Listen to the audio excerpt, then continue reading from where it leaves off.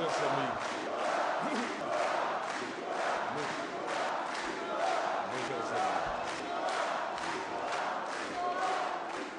mes chers amis,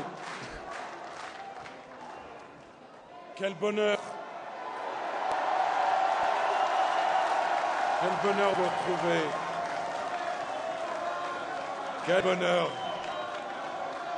quel bonheur de partager avec vous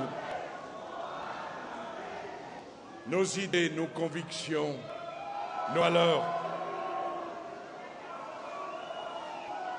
Dimanche prochain,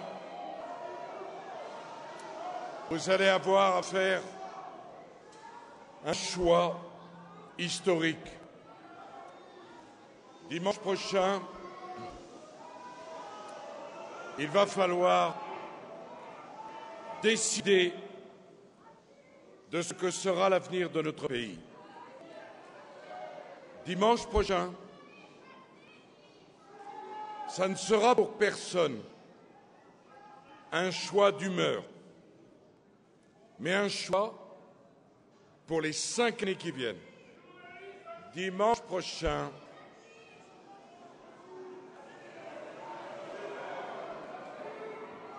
que chacun fasse son travail. Et je vous demande simplement votre attention, parce qu'il s'agit de l'avenir de notre pays. Il ne s'agit pas d'une plaisanterie. Il ne s'agit pas de choisir un camp. Il ne s'agit pas de politique. Il s'agit de l'intérêt général de notre nation et de l'avenir de nos enfants. Il s'agit de savoir, pour les 5 années qui viennent, dans quelle direction doit aller notre pays. Je suis entré dans cette campagne avec tout l'amour de la France que je porte en moi, toute l'énergie dont je suis capable, toute la sincérité que je veux partager avec vous. Jusqu'à la dernière minute, je dirai aux Français, voilà ce que nous allons faire. Ne pensez pas à ce que vous avez voté dans le passé. Pensez simplement aux 5 années qui viennent. La France n'a pas le droit à l'erreur. Le choix, il doit être fait en toute clarté. Chacun d'entre vous détient une parcelle du destin de la France. Il n'y a pas une voix qui compte plus que les autres. La mienne ne compte pas davantage que les autres. J'aimerais tellement vous convaincre que chacun d'entre vous, dans le geste qu'il fera, dans la décision qu'il prendra, vous portez le destin de la France. C'est une responsabilité immense. C'est une liberté fantastique. Nous sommes, nous les Français. Nous ne venons pas de nulle part. La France n'est pas une page blanche. Nous sommes les héritiers d'un grand pays. Nos grands-parents, nos parents nous ont laissé un pays, des territoires, des villes, une culture, un mode de vie, des valeurs. Nous sommes le pays de Chateaubriand, de Victor Hugo, de Voltaire, de Maupassant. Nous sommes la France de Jeanne d'Arc, de De Gaulle, de la Résistance, de la Renaissance. Nous sommes le peuple de France. Notre choix pour l'avenir doit être un choix porteur d'une ambition pour notre pays, d'une grande ambition pour notre pays. Vous savez, pour arriver jusqu'à vous ici, j'en ai connu des épreuves, j'en ai affronté des obstacles, j'en ai reçu des coups, j'en ai pris des injures, et jamais, jamais je n'ai reculé d'un demi-millimètre parce que ce n'est pas dans mes gènes. Jamais, jamais. Parce que je ne me suis pas lancé dans cette campagne au hasard. Je savais cela. Je savais que j'aurais à surmonter cela. C'est un choix réfléchi. Je savais que les forces qui allaient se mobiliser pour nous empêcher allaient être immenses. Je m'y étais préparé. Je savais ce qu'il allait m'en coûter. C'est la France dont il s'agit. Ce n'est pas de moi. C'est de l'avenir de notre pays dont il s'agit. Les obstacles, il y a d'abord eu tout ce qui a concerné le fond des choses, avant même que nous ayons commencé à faire campagne. Certains avaient décidé de ce que nous avions le droit de parler et de ce qu'il ne fallait pas évoquer. Des sujets qu'il était normal d'évoquer, en général des sujets qui ne vous intéressent pas. Et des sujets dont il ne fallait absolument pas parler, en général les sujets qui vous préoccupent. Le choix a été fait par les mêmes, le même système, les mêmes élites, la même pensée unique. On nous expliquait ce qu'il fallait penser, ce qu'il fallait dire. Et malheur à celui qui voulait s'exonérer de cette pensée unique. Il était accusé avant même d'avoir commencé.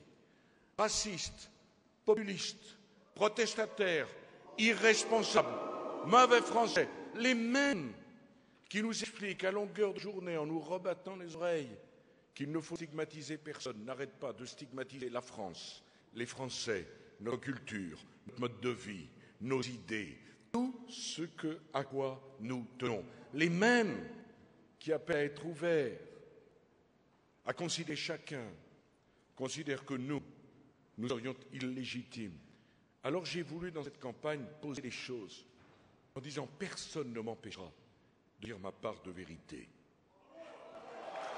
Au premier tour, vous les Français, fait un choix. Et alors, vous avez une grave responsabilité, vous, peuple de France. Vous avez fait un choix qui ne correspondait pas à ce que les observateurs avaient décidé de ce que devait être votre choix. Ils avaient dit cette campagne n'intéresse personne. Et vous faites 80% à voter. Qu'est-ce que ça aurait été si cette campagne avait intéressé? Et dimanche prochain, je suis sûr que la participation sera encore bien plus importante. Parce que le peuple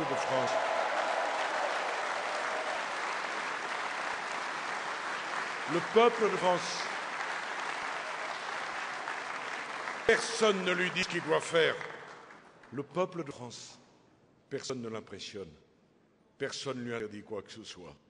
Ils ont dit que vous ne vous intéressiez pas à la campagne. Vous avez répondu. Et de quelle façon? Ils ont dit aussi un certain nombre de choses. Les Français qui se sont exprimés. Et je sais à qui je parle ici dans ce département du Vaucluse. Et je sais dans quelle région je suis, cher Jean-Claude Gaudin. Dans quel endroit je suis. Ils ont dit que les deux candidats du deuxième tour, c'est leur conception de l'égalité, n'avaient pas les mêmes droits. L'un avait le droit de parler à 45 millions d'électeurs, l'autre, moi, n'avait pas le droit de parler à 45 millions d'électeurs parce que je veuille parler à ceux de nos compatriotes qui ont porté leur voix sur le Front National, ça m'est interdit. C'est autorisé pour l'autre, ça m'est interdit pour moi. Je vais vous dire une chose très simple. N'est pas né celui qui m'interdira de parler au peuple de France dans sa globalité.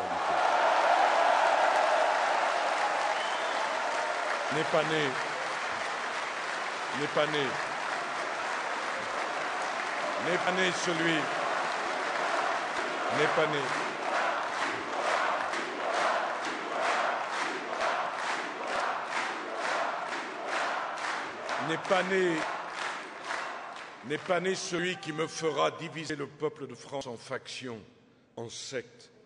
Je parle au peuple de France, je ne parle pas à la droite, je ne parle pas à la gauche. Je ne parle qu'à une seule personne, au citoyen qui a le droit de se manifester par son vote.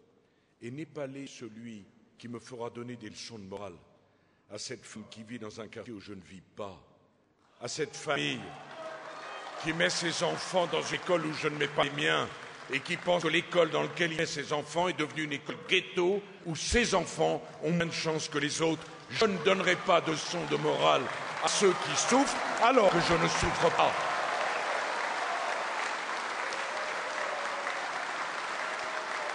Jamais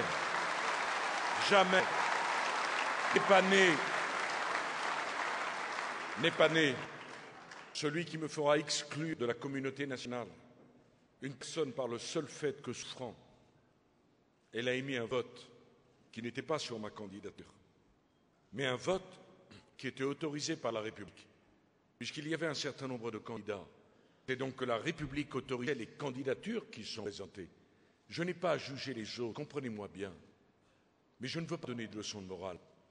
Et après tout, quand on est soutenu par le dernier parti communiste d'Europe, on n'a aucune leçon à donner à ceux qui, comme moi, veulent parler à tous les Français.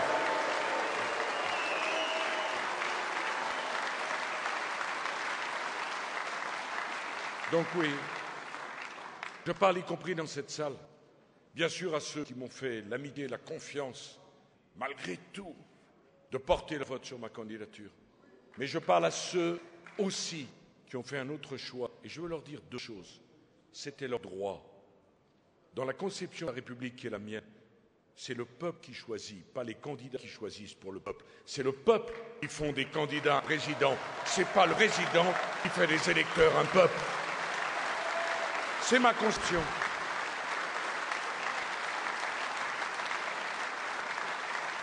Et je n'ai aucun reproche à faire. J'ai vu François Hollande le soir du premier tour qui prenait sa pince à linge parce que ces 6,5 millions de Français avaient fait un choix qui lui déplaisait. Mais c'est ça la République, c'est ça la démocratie. Nous n'avons pas à juger les décisions, les choix du peuple. Nous avons à écouter. Et je veux dire à ces électeurs que ma façon de les respecter, c'est de leur parler, de dire que nous avons entendu un certain nombre de messages, je vais y revenir, que nous les considérons, et que ces messages étaient pour moi lumineux. Ils nous ont dit quoi?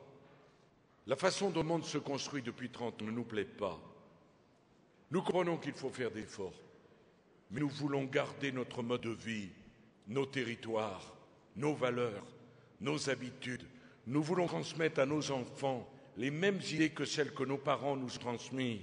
Nous vous disons, bien sûr qu'il y a des tas de choses à changer, mais il y a des choses que nous voulons garder. Nos territoires, nos paysages, nos valeurs, nos habitudes, notre mode de vie, la fierté d'être français. Voilà ce qu'ils nous ont dit. Et je ne vois rien reprocher. Et je ne vois rien d'immoral à aimer la France. À mon tour de leur parler, je veux leur dire une chose.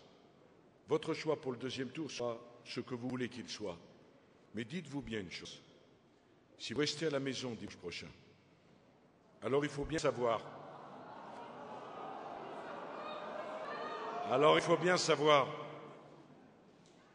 que vous aurez été votre humeur, mais que vous subirez pendant 5 ans l'absence de choix qui aurait été le vôtre, car si vous ne votez pas dimanche prochain, c'est les autres qui décideront pour vous.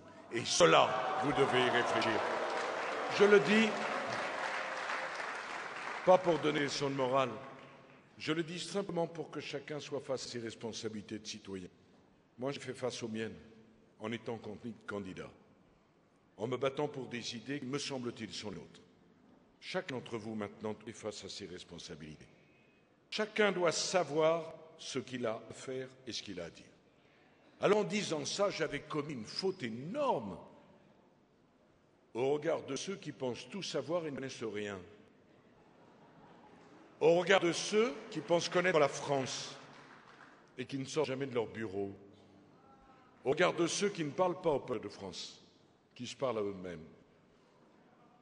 En disant cela le dimanche soir, j'ai dit, vous savez, quand tant de Français votent, il faut en tenir compte. Immédiatement, le procès fut instruit. J'étais victime du dérive droitière extrême. J'ai été comparé successivement par des personnes qui, sans doute, avaient perdu un peu la raison. De Franco, de Laval, de Pétain. Pour l'instant, la comparaison avec Hitler m'a été épargnée. Mais il est vrai que nous ne sommes qu'au début de la dernière semaine et peut-être que d'ici la fin de la dernière semaine, peut-être, voilà ce qu'on a dit de moi. Voilà ce qu'on a dit de moi parce que j'ai dit que je voulais entendre 6,5 millions de Français. Voilà ce qu'on a dit de moi parce que j'ai dit il n'y a pas de sujet tabou. Je veux donc ici parler des sujets qui comptent. J'ai dit qu'il fallait évoquer la question de l'immigration et que finalement les partis républicains avaient eu grand tort dans le passé de ne pas en parler. Car quand on ne parle pas de cela, on laisse les autres en parler et en parler mal. Par lâcheté, un certain nombre de responsables ont déserté le terrain du débat public. Et parce qu'ils ont déserté le terrain du débat public, d'autres ont pris leur place. Alors laissez-moi sur notre politique d'immigration pour les 5 années qui viennent. Oubliez d'où je viens. Et je vais vous parler très franchement. Que cela plaise ou pas, c'est ce que je pense, c'est ce que je crois, et c'est l'expérience que j'ai de la conduite de la France. La France est un pays ouvert. La France, à toute force, doit rester un pays ouvert. Pas pour une France forte, pas pour une France faible. Je me bats pour une France ouverte, pas pour une France rétractée. Jamais je ne le ferai. Je veux que les choses soient claires. Quand il y a eu le drame de Toulouse et de Montauban, j'ai dit aux Français, ne cédez pas à la colère, ne cédez pas à la vengeance. À toute force, ne cédez pas à l'amalgame. J'ai voulu défendre nos compatriotes musulmans qui n'étaient pour rien dans cette tragédie honteuse. C'était mon devoir de chef de l'État. Et si c'est à refaire, je le referai. Jamais je vous dirai, ayez peur de l'autre, ayez la haine de l'autre. Jamais je ne porterai ces sentiments. Je déteste le racisme, je déteste l'homophobie, je déteste l'exclusion, je déteste la violence, je déteste le sectarisme. Mais aussi vrai que je vous dis ça, je n'accepte pas qu'on nous fasse la même violence, celle qui consiste à considérer que poser le mot immigration, c'est déjà un acte de racisme. Les intolérants sont ceux qui nous reprochent cela, qui voudraient nous interdire cela.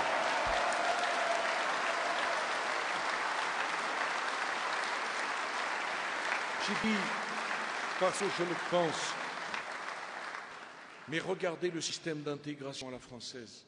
Pourquoi ne marche-t-il plus? Il ne marche plus parce que nous avons accueilli trop de monde.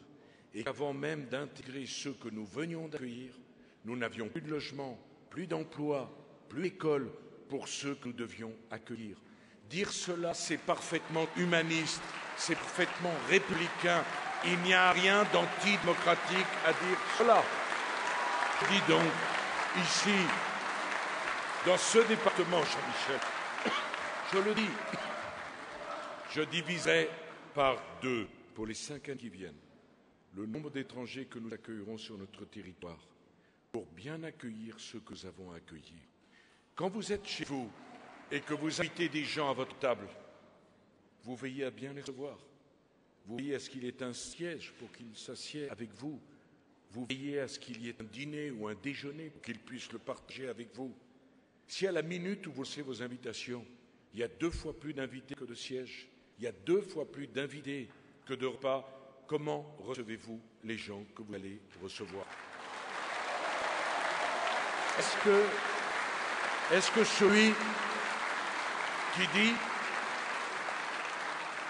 je reçois mon voisin de gauche mais pas mon voisin de droite », est-ce que celui-là est raciste? Il est simplement tenu par une règle qui est la courtoisie, qui est l'hospitalité. Je te reçois, je te considère, je te respecte, je te reçois comme un être humain. Bienvenue chez moi. Alors ensuite, on m'a posé la question, comment allez-vous y arriver? Oh, la grave question. C'est très simple. Voilà les changements que nous allons faire avant la fin de l'année. Le premier changement, c'est que toute personne qui voudra venir en France et qui sera la bienvenue devra prendre la peine de passer dans tous nos consulats, avant de pénétrer sur le territoire national, un examen de français et un examen montrant les connaissances des valeurs de la République. Je m'explique. Comment voulez-vous intégrer convenablement quelqu'un qui ne parle pas un mot de français? Je vous demande de m'entendre sur ce point. Quelle image a l'enfant dans nos écoles, dont la mère de famille ne parle pas un mot de français, dont la mère de famille est enfermée dans son appartement, dont la mère de famille ne peut pas lire le petit mot que lui adresse l'instituteur de son fils ou de sa fille, dont la mère de famille n'est pas en mesure d'engager le dialogue avec l'enseignant de son fils et de sa fille? Je vous pose une question. Cet enfant devenu grand, quelle image aura-t-il de la République française qui aura laissé sa mère isolée dans son appartement, enfermée dans son appartement, enfermée derrière une prison de tissu qui est la burqa, sans parler un mot de français? Cet enfant-là, quelle image aura-t-il de la femme de l'autorité parentale, de la République française, de l'école de la République. Ceux qui prônent cette politique sont des tartuffes. Voilà. Oui, mes chers amis. Oui, cher Bernard, Monsieur le Président. J'assume ce choix. Je dis recevoir une femme sur notre territoire sans être capable d'imposer à son mari qu'elle puisse se débrouiller seule, qu'elle puisse parler le français. Ce n'est pas faire un geste d'humanisme, c'est penser à son image et se moquer de la réalité. Voilà le problème tel qu'il est posé. J'ajoute une deuxième chose. Je suis de ceux qui pensent, même si ici certains ne sont pas d'accord, je défends ces idées, qu'ici ce n'est pas les États-Unis. Quand un homme ou une femme, quelle que soit la couleur de sa peau, quelle que soit sa nationalité, il va plus loin, qu'il soit légal ou illégal, quand il est malade, quand il est à la porte de l'hôpital, on le soigne, parce que c'est un être humain, parce que c'est une vie, qu'il soit noir, qu'il soit blanc, qu'il soit jaune, qu'il soit étranger ou qu'il soit français, on le soigne, c'est notre honneur, c'est la République française. Ici, on ne demande pas à quelqu'un, avant de le soigner, montre-nous ta carte bleue ou l'état de ton compte en banque. C'est notre honneur. Je ne toucherai pas l'aide médicale d'État. Mais en échange, je demanderai que la carte vitale devienne une carte biométrique parce que la fraude est insupportable pour les Français qui travaillent. Les deux. Et j'attends avec intérêt tous ceux qui voudraient me reprocher ces idées. J'ajoute que ceux qui viendront sur notre territoire pour bénéficier du RSA et du minimum vieillesse devront justifier de 10 ans de présence sur notre territoire et de 5 années de cotisation pour bénéficier. Pourquoi? Et que personne n'ose m'en faire le reproche. Parce que comment pourrais-je dire à tous les Français, nos comptes sociaux sont en déséquilibre. Faites des efforts, réduisez vos dépenses et ne pas appliquer aux étrangers une politique que j'applique aux Français?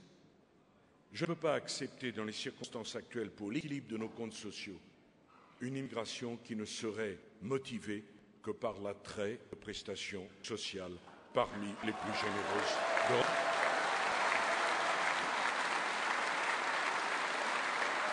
Voilà la politique que je suivrai. Je vous dois la vérité. Je sais parfaitement qu'un certain nombre de nos compatriotes considèrent que la parole politique a peu de valeur. C'est pour ça que j'ai voulu prendre des engagements aussi précis. Lorsqu'on me pose ces questions, que je sois ici ou à la télévision, j'y réponds. J'ai vu le candidat socialiste. On lui posait la question qui était simple. Dans les 5 années qui viennent, considérez-vous qu'il y a trop ou pas assez d'étrangers? À la 5e réponse, il nous a dit « Il va falloir qu'on y réfléchisse ». Il est important de réunir une commission.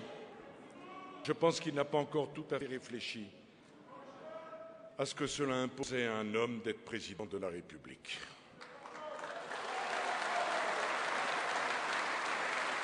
Deuxième sujet, l'Europe.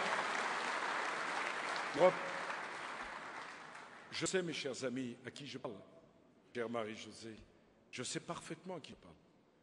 Je sais très exactement ce que dans cette région on vote, moi qui la connais si bien, notre région, qui l'aime d'ailleurs, et qui l'ai parcouru dans tous les sens. Vous le savez, vous le savez. C'est pour moi toujours un plaisir de venir ici. Je me sens tellement, comment dit-on, méditerranéen. Au fond, je ne sais pas pourquoi. C'est peut-être Stéphane Camus, mais j'aurais tellement aimé naître sur le bord de la Méditerranée. Je voudrais vous dire que je connais votre crainte s'agissant de l'Europe. Mais je veux vous parler avec franchise, comme on se parle aux personnes qui se font confiance. Toute ma vie politique, j'ai fait le choix de l'Europe. Jean-Michel, tu le sais parfaitement, je n'ai jamais changé. Quand vous répondiez non, un certain nombre d'entre vous, moi je répondais oui. Pourquoi? Je veux m'en expliquer avec vous et vous dire ce qu'on va faire. Parce que, voyez-vous, j'ai été élevé par mon grand-père que j'adorais. Et mon grand-père il avait connu la Première Guerre mondiale et la Seconde Guerre mondiale. Et à la maison, chez moi, quand on parlait les Allemands, je sais parfaitement comment on les appelait. Et dans ma famille, on n'était pas les seuls à parler comme ça. Et cette génération qui avait connu ces deux guerres, qui avait eu peur, qui s'était détestée, haïe, déchirée, elle a dit plus jamais ça. Et cette génération a eu le courage, la vision de faire la réconciliation. C'est vos parents, vos grands-parents, vos parents, vos grands-parents, peu importe. Moi, je vais vous dire une chose. Je les admire. Je les admire. Il y avait eu des millions de morts. Il y avait eu cette ignominie de l'achat. Il y avait eu la barbarie des tranchées. Il y avait eu la barbarie atroce, indicible des camps de concentration. Et ils ont fait la réconciliation. Et ils se sont dit, nous les Allemands et nous les Français, on va devenir amis. Amis à jamais. Parce que plus jamais on n'imposera que nos enfants s'entretuent. Et c'est pour ça qu'ils ont fait l'Europe.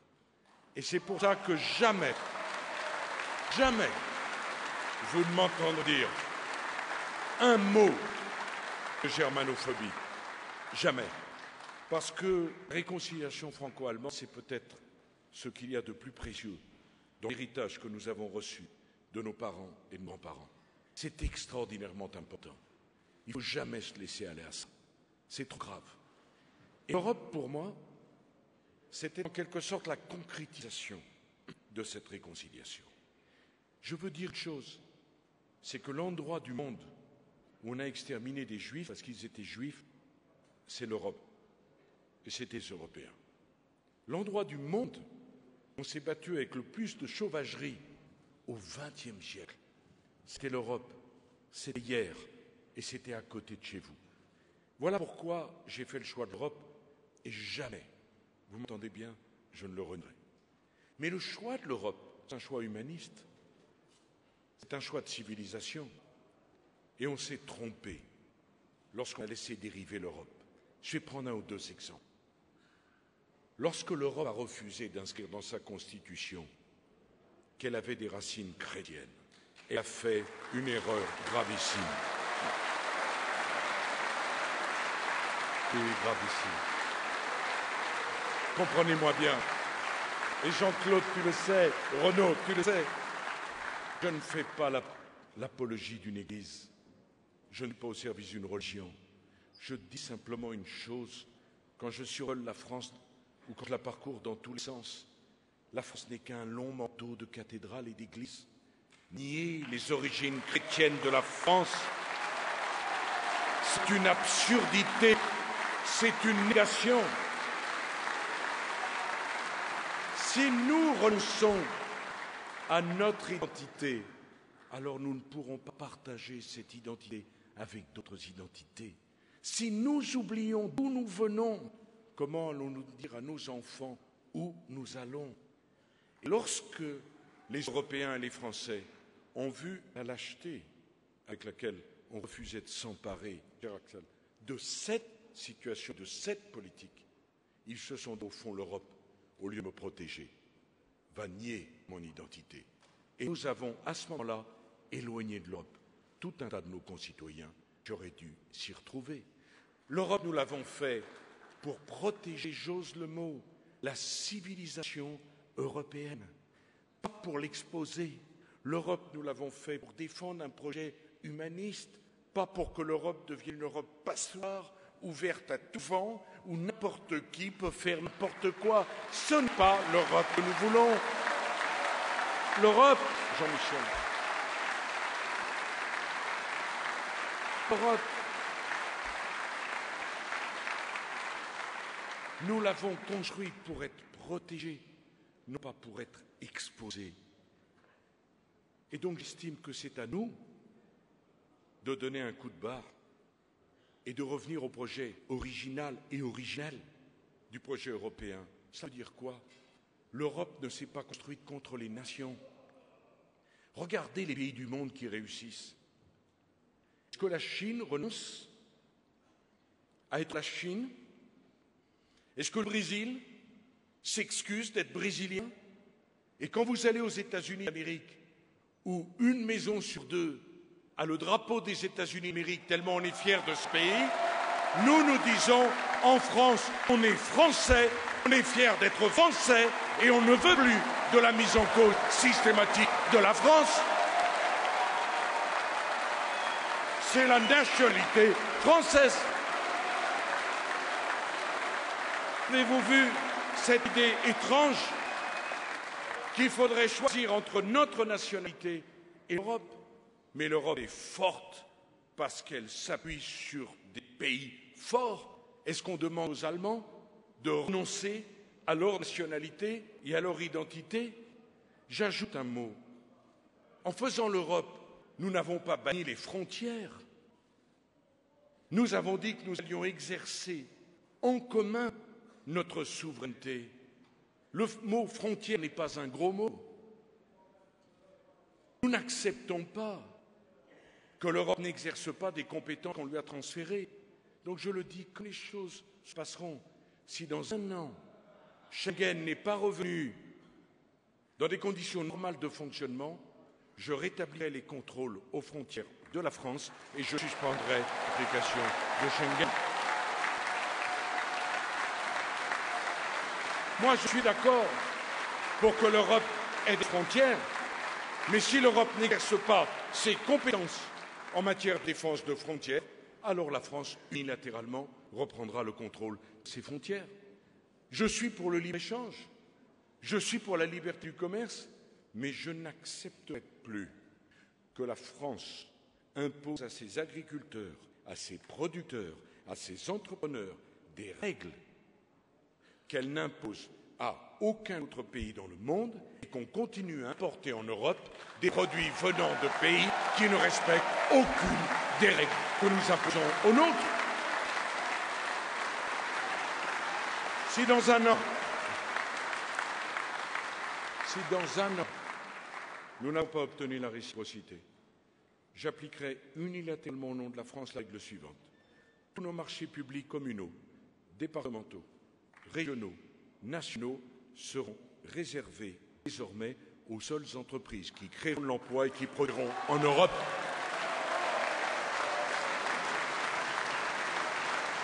Je veux aussi dire que ce fut une erreur de construire l'Europe des consommateurs, parce que le jour où tous les consommateurs sont au chômage, qu'est-ce qu'il reste à consommer? Moi, je veux qu'on fasse l'Europe des producteurs, des entrepreneurs, des agriculteurs, des travailleurs. Et je veux une règle parfaitement simple. Désormais, dans les appels d'offres, tous les élus auront le droit de réserver 20% de l'appel d'offres à des productions locales. La règle du moins-disant ne sera plus la règle obligatoire. Je veux que les PME puissent avoir accès à des marchés où le prix moins-disant les exclut de ce marché. D'ailleurs, les élus le savaient bien. Quand on fait le moins-disant, c'est toujours le plus gros qui a le prix le plus bas. Le petit disparaît. Et comme par extraordinaire, au lendemain où le petit disparaît, le gros réaugmente ses prix. Ce n'est pas la règle que je souhaite pour la France et pour l'Europe.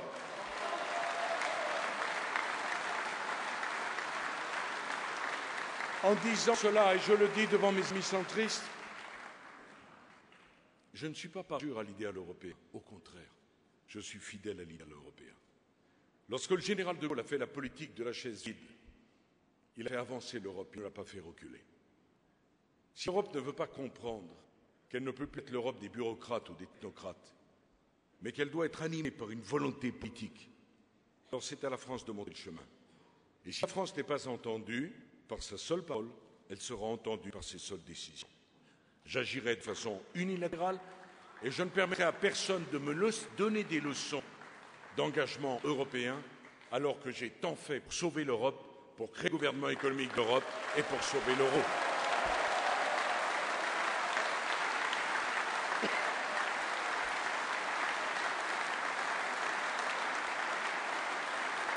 Je vous ai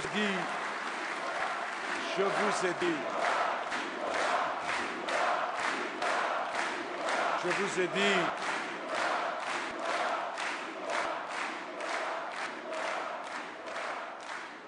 les frontières Mais mes chers amis, dans mon esprit, la frontière, ce n'est pas simplement la frontière géographique. Ça va bien au-delà. C'est la frontière de notre langue, de notre culture, de notre cinéma, de nos livres, de notre musique. Nous ne voulons pas qu'en Europe, il n'y ait qu'une langue, même si l'anglais est une langue absolument remarquable. Nous voulons la défense du français. Nous voulons le respect de notre patrimoine culturel. J'expliquais, chère Marie-Jo, à Avignon, à la commissaire européenne, pourquoi je voulais un taux réduit de TVA pour les livres, pour les disques et pour les films. Mais elle me disait, mais enfin, Monsieur le Président, pourquoi?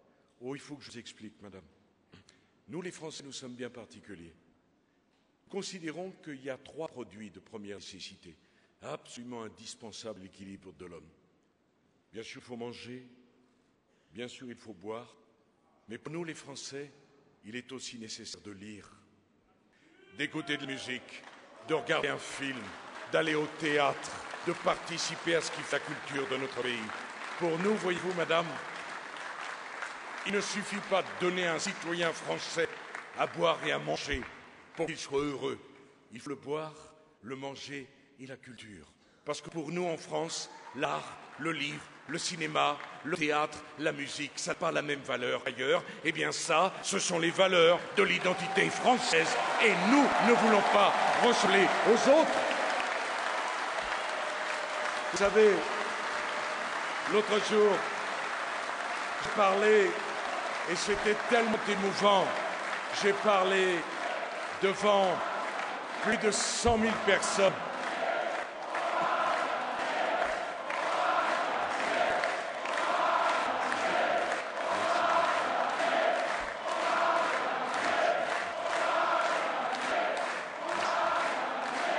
Vous savez, l'autre jour à la Concorde, j'ai parlé devant plus de 100 000 personnes, c'était très émouvant.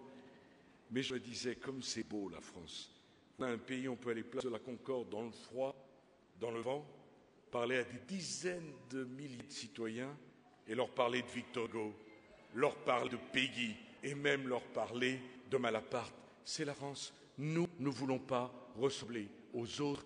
Et si chez les autres, ça ne se fait pas de citer Péguy et de citer Victor Hugo, nous, on veut que jusqu'à la fin des temps, en France, on puisse citer Péguy et Victor Hugo.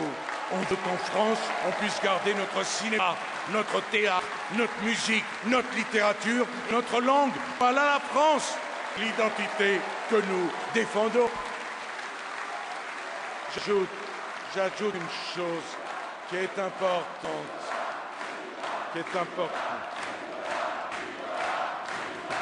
Laissez-moi.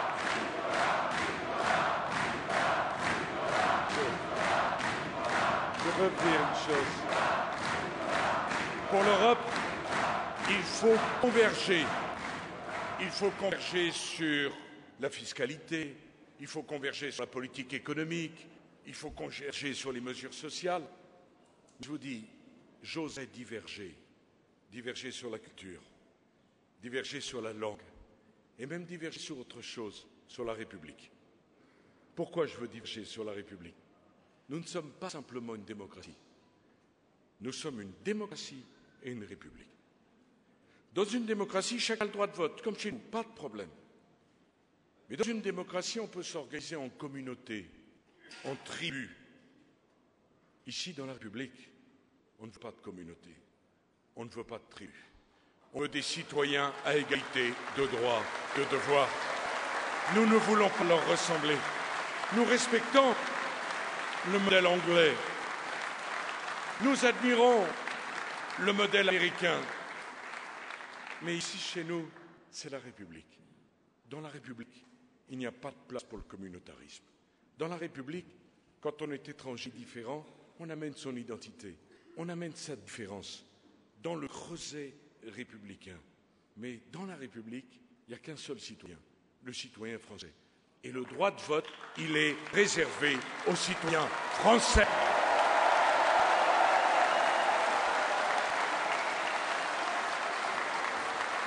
Si un étranger veut devenir français, il le peut et il aura le droit de vote. Mais si un étranger veut rester étranger, il n'aura pas le droit de vote, parce que ici, c'est la République française.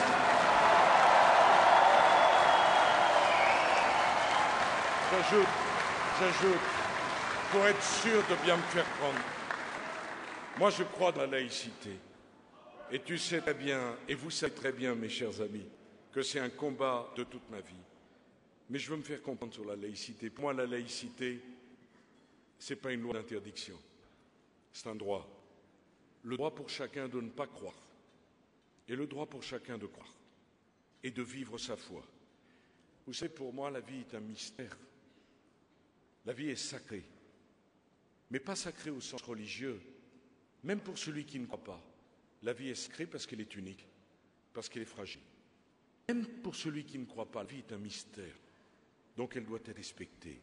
Ce mystère doit être respecté. Mais la laïcité reconnaît à chacun le droit. Mais que les choses soient claires, il n'y a pas de droit sans devoir. Sur le territoire de la République, l'égalité des hommes et des femmes, c'est un principe universel. Aucune religion, aucun précepte, aucune culture étrangère ne nous fera renoncer à la défense de ce principe essentiel. Femmes et hommes, êtres humains, parfaitement à égalité. Nous ne voulons pas qu'on enferme sur le territoire de la République les femmes derrière une prison tissue. Nous ne voulons pas. Nous, sur la République, chers Noirs,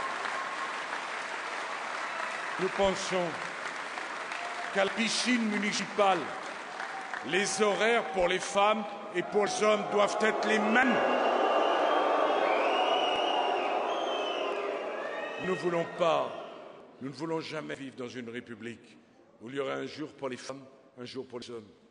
Une après-midi pour les femmes, une après-midi pour les hommes. Parce que pour nous, femmes et hommes sont des êtres humains. Nous ne voulons pas à l'hôpital que les médecins soient différents selon qu'il s'agit d'une femme ou d'un homme. Et par-dessus tout, nous ne voulons pas à la cantine de nos enfants des menus différents pour tous les enfants de la République.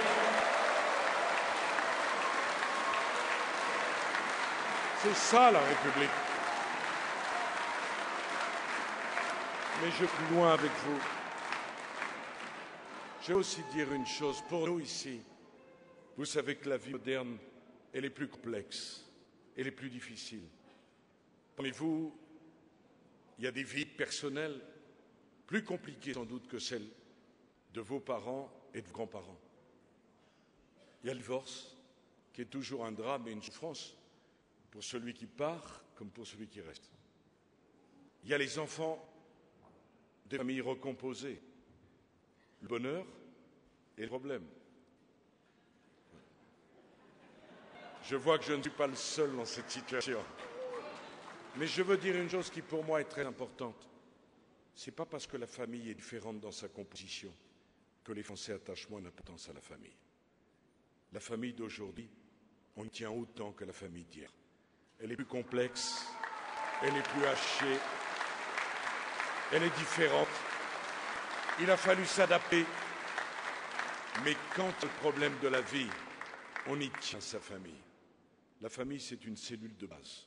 Je n'accepterai jamais qu'on remette en cause l'institution familiale et je n'accepterai jamais qu'on touche au quotient familial et la base de la politique familiale de notre pays. Ce n'est pas parce que la famille est différente qu'on tient moins sa famille. Il y a un instant, j'ai parlé de la vie. Je vais vous parler d'une idée qui me tient très à cœur et je vous dois la vérité là-dessus. La vie, ce miracle, la vie qui est sacrée, la vie qui est unique, la vie qui est le fait du hasard pour les uns, elle fait de la transcendance pour les autres. Mais moi, je n'accepterai jamais l'euthanasie. Je veux m'en expliquer devant vous.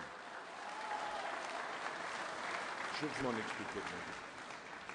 Il y a un moment où la vie n'est plus la vie, où la souffrance est telle qu'à ce moment-là, il faut arrêter le traitement.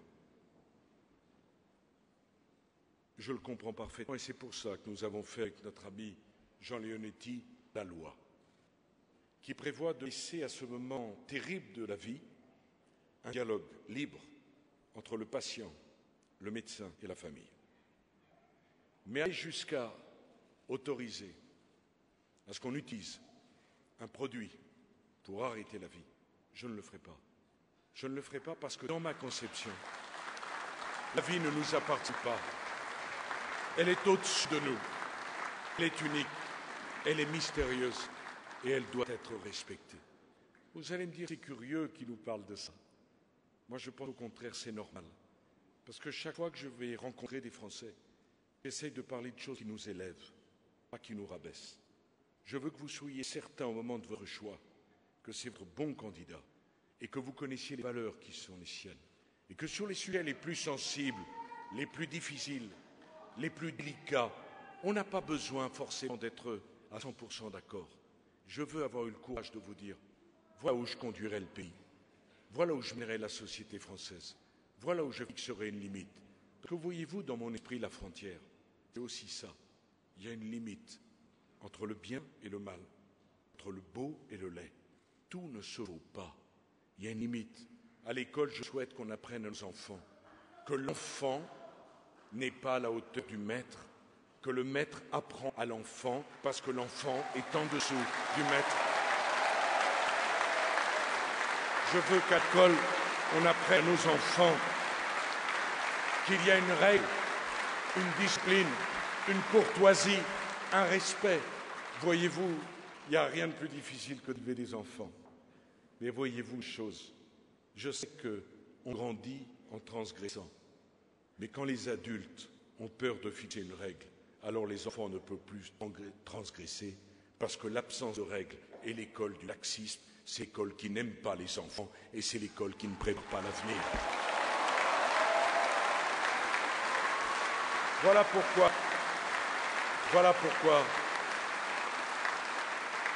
je ferme absolument la porte à la dépénalisation du cannabis, qui serait une folie.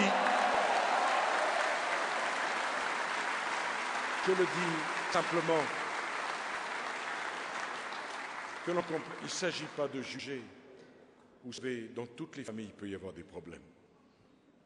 Et pas du tout simplement dans les familles qui ont des difficultés économiques. Chacun peut avoir un problème avec ses enfants.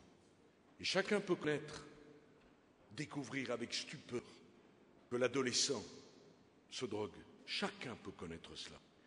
Mais imaginez la situation de ces parents désarmés en apprenant que l'adolescent se drogue. De la femme seule, élevant ses enfants et travaillant, désarmée, ne sachant trop quoi faire. Si en plus, au sommet de l'État, le président de la République dit « le cannabis, c'est pas grave, je dépénalise », qu'est-ce qui reste à ces familles et qu'est-ce qui reste à ces enfants? Je laisse à M. Hollande et à ses amis ces idées-là, parce que l'école du laxisme, la société du laxisme, elle prépare pas l'avenir, elle tire tout le monde vers le passé, vers le bas. Voilà ce que je pense.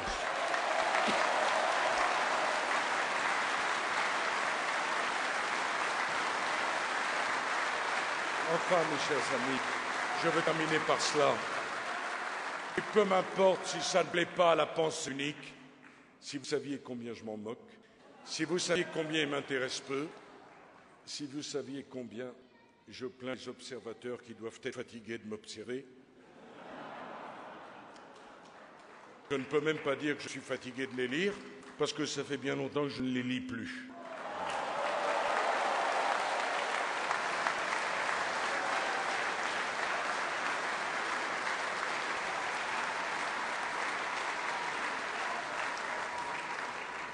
Je sais que la règle en campagne électorale ou la pseudo-règle consiste à dire du mal et à faire peur. Je ne dirai pas mal et je ne ferai pas peur. Je veux simplement terminer par quelques réflexions. La question pour moi n'est pas de dire que je suis meilleur que l'un. La question c'est, chers compatriotes, regardez la situation. Non, merci, bien essayé, merci. Mais la question c'est simplement, regardez ce qui arrive, non pas à nos voisins lointains, regardez ce qui arrive à un grand pays, ami de la France, l'Espagne. Regardez où 7 années de gouvernement socialiste l'ont conduit. Qui aujourd'hui peut dire qu'il envie le sort des Espagnols? Sur les 2 derniers mois, il y a eu 375 000 chômeurs de plus. Un jeune espagnol sur 2, tenez-vous bien, un jeune sur 2, sont aujourd'hui au chômage. Les médicaments viennent d'être déremboursés massivement. Les pensions de retraite viennent d'être baissées. Les salaires dans la fonction publique ont été diminués. La situation est catastrophique. Lorsqu'il y a 2 ans, j'ai conduit la réforme des retraites, le gouvernement espagnol me regardait avec stupéfaction et me demandait « ça va avec les manifestations ?» Au lieu de regarder, ils auraient mieux fait d'agir. Parce que si je n'avais pas fait cette réforme, nous serions aujourd'hui dans la situation de l'Espagne.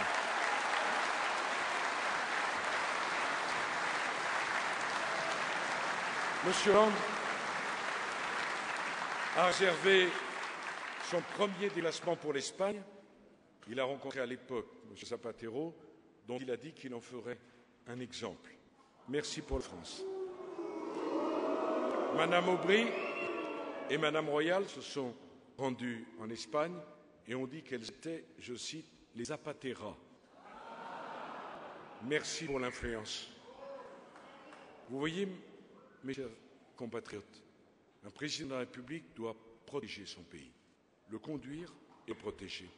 Lorsque j'ai eu à faire face aux manifestations contre la réforme des retraites, je n'ai pas reculé d'un centimètre. Non pas parce que je suis entêté. Je n'ai pas reculé d'un centimètre pour une raison simple. C'est parce que je savais que c'était votre intérêt qui était en cause. Et que si je ne menais pas cette réforme, ces 15,5 millions de retraités qui n'auraient plus leur pension de retraite. Et je veux faire réfléchir chacun là-dessus. Quand on est à la retraite, il y a tous ceux qui peuvent et qui le font du fond du cœur aider leurs enfants. Mais vous savez quelle est la situation la pire? Quand on a travaillé toute sa vie, c'est d'être obligé de tendre la main à ses enfants parce que sa retraite n'est pas financée. Je ne l'ai pas voulu pour les retraités français.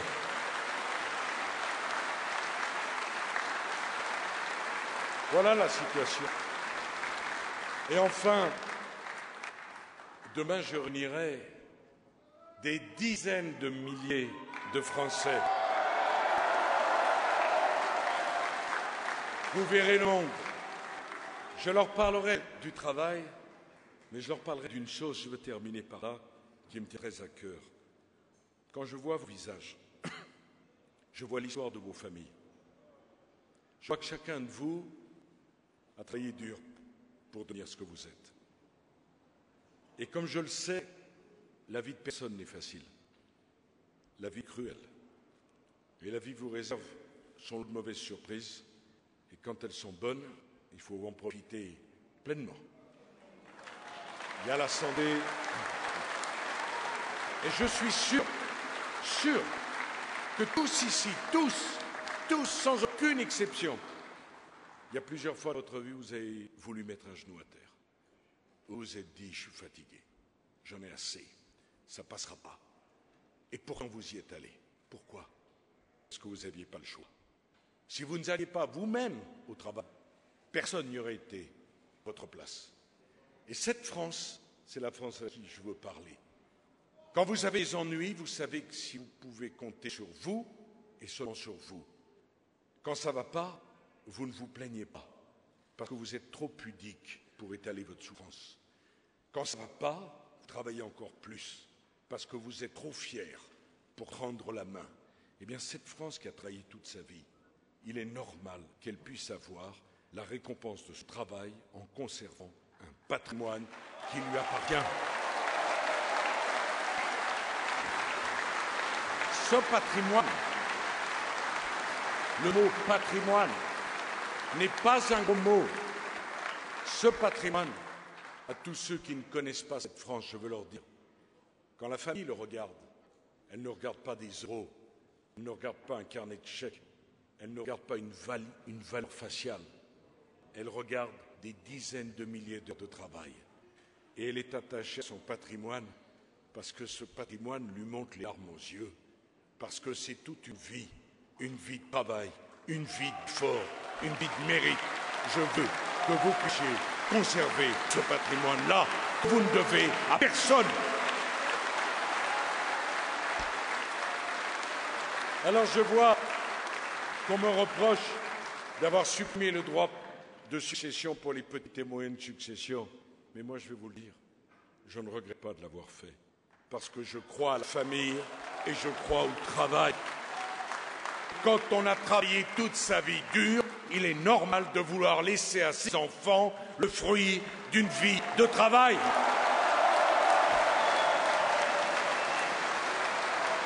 Voilà, mes chers amis.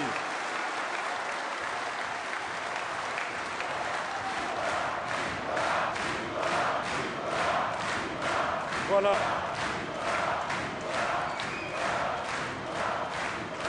Voilà, mes chers amis.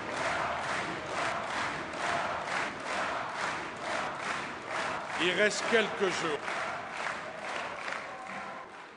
Nous sommes en train d'écrire une page fantastique de l'histoire politique moderne. Voilà que tout était joué. Voilà qu'après avoir supporté pendant des mois la vraie campagne des socialistes entre eux,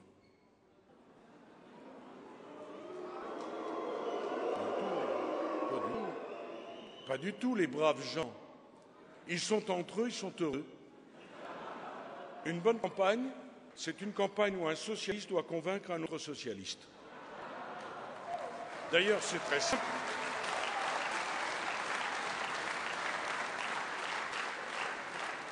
Ils avaient fini par m'oublier.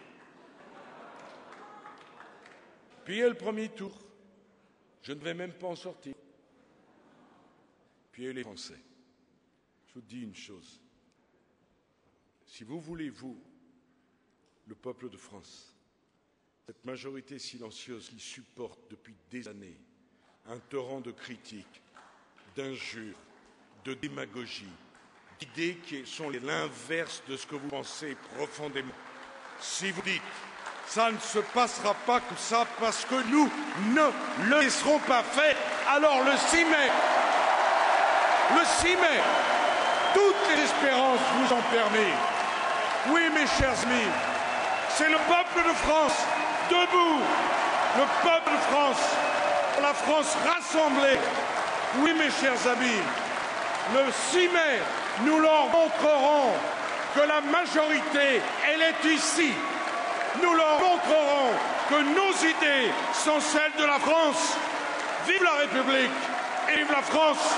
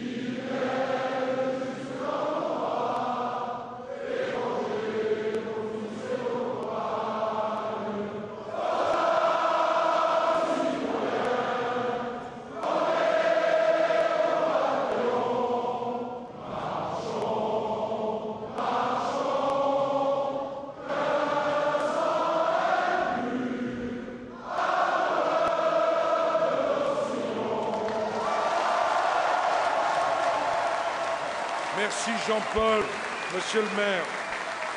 Merci Bernard Accoyer. Merci Jean-Claude. Merci Marie-Jo. Merci Jean-Michel. Vraiment, je vous aime. Merci Yvan. Merci Nora. Merci à tous qui êtes venus de loin. Merci du fond du cœur.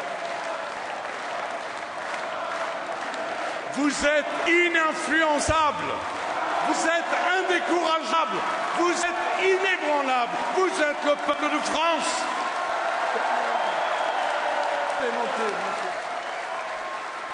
Merci Marianne.